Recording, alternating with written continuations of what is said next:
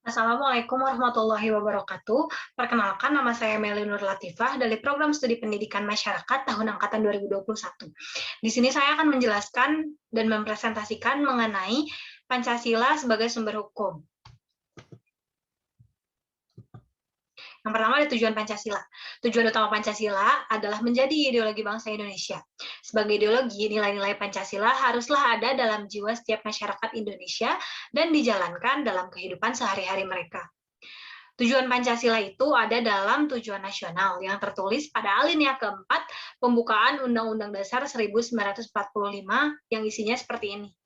Kemudian, daripada itu, untuk membentuk suatu pemerintahan negara Indonesia yang melindungi segenap bangsa Indonesia dan seluruh tumpah darah Indonesia, dan untuk memajukan kesejahteraan umum, mencerdaskan kehidupan bangsa, dan ikut melaksanakan ketertiban dunia yang berdasarkan kemerdekaan, perdamaian abadi, dan keadilan sosial. Selain tujuan utama yang tadi telah disebutkan, ada juga tujuan lain dari Pancasila. Yang pertama, membentuk dan meninggikan rasa saling menghormati dan menghargai terhadap hak asasi setiap manusia. Yang kedua, melahirkan nasionalisme dan memperkuat rasa cinta tanah air di dalam diri setiap rakyat Indonesia.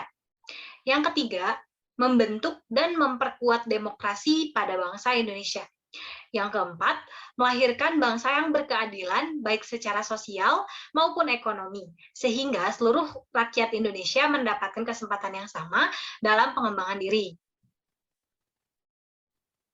Selanjutnya, landasan Pancasila sebagai sumber hukum.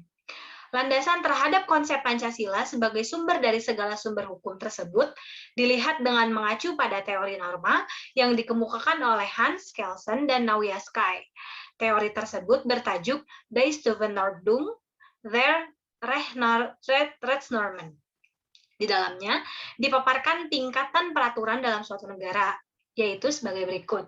Pertama, yaitu seperangkat norma fundamental negara yang bersifat abstrak dan menjadi sumber hukum. Yang kedua, meliputi aturan dasar, aturan pokok, atau konstitusi negara. Yang ketiga, yaitu undang-undang. Yang keempat, yaitu aturan pelaksana peraturan pemerintah dan peraturan daerah. Nah, berdasarkan teori Hans Kelsen dan Nauja Sky tadi, Pancasila dikategorikan ke dalam Staatsfundamental Norm. Hal tersebut kemudian ditetapkan dengan dokumen resmi kenegaraan yang berwujud undang-undang.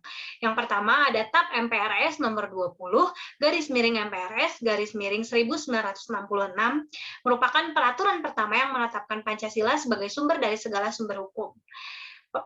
Peraturan tersebut disempurnakan dengan yang kedua, yaitu TAP MPR nomor 3 /MPR 2000 tentang sumber hukum dan tata urutan perundang-undangan. Ketetapan tersebut diperkuat lagi melalui nomor 3, yaitu Undang-Undang nomor 12 tahun 2011 tentang pembentukan peraturan perundang-undangan, atau juga disebut dengan UU PPPU.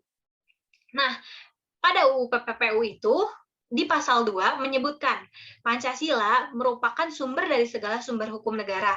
Dengan demikian, secara yuridis Pancasila memiliki landasan konstitusional dalam kedudukannya sebagai sumber hukum di Indonesia. Dengan demikian, Pancasila bukanlah dasar hukum dalam peraturan perundang-undangan Indonesia. Pancasila merupakan sumber dari segala sumber hukum, karena dasar hukum Indonesia adalah Undang-Undang Dasar 1945.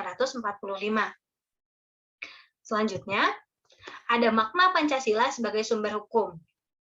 Nah, sumber hukum sendiri dimaknai sebagai sumber dari suatu hukum. Hal tersebut meliputi nilai-nilai, kaidah, ataupun norma hukum. Sementara, Pancasila merupakan refleksi dari seluruh nilai yang hidup, tumbuh, dan berkembang dalam kehidupan berbangsa dan bernegara di Indonesia. Karena itu, Pancasila sebagai sumber dari segala sumber hukum merupakan norma yang fundamental sebagai dasar dari terbentuknya Konstitusi Negara Kesatuan Republik Indonesia ini. Seluruh nilai Pancasila haruslah tercermin dan menjadi ruh dalam seluruh isi hukum atau peraturan perundang-undangan yang ada di Indonesia. Sebagai sumber hukum, Pancasila secara konstitusional mengatur penyelenggaraan negara Republik Indonesia. Hal tersebut tak terkecuali seluruh unsur-unsur negara Indonesia, yaitu rakyat, wilayah, serta pemerintah. Nah, Dalam kedudukannya sebagai dasar negara, Pancasila juga merupakan asas kerohanian yang di dalamnya meliputi cita-cita hukum. Dengan demikian, Pancasila menjadi sumber nilai, kaidah, serta norma, baik moral maupun hukum positif di negara Indonesia. Pada konteks tersebut, Pancasila menguasai hukum dasar, baik yang tertulis, yang berupa Undang-Undang Dasar 1945, maupun yang tidak tertulis. Karena itulah, dalam posisinya sebagai dasar negara tersebut, Pancasila memiliki kekuatan yang mengikat secara hukum. Makna Pancasila sebagai sumber dari segala sumber hukum, Pancasila seharusnya menjadi ruh yang menggerakkan penyelenggaraan Negara Kesatuan Republik Indonesia ini. Nah, sebagai rakyat, kita juga perlu aktif mengambil bagian untuk mengawasi jalannya penyelenggaraan negara agar tetap sesuai dengan Pancasila. Baik, mungkin itu yang bisa saya sampaikan. Terima kasih atas perhatiannya. Mohon maaf bila banyak kesalahan. Wassalamualaikum warahmatullahi wabarakatuh.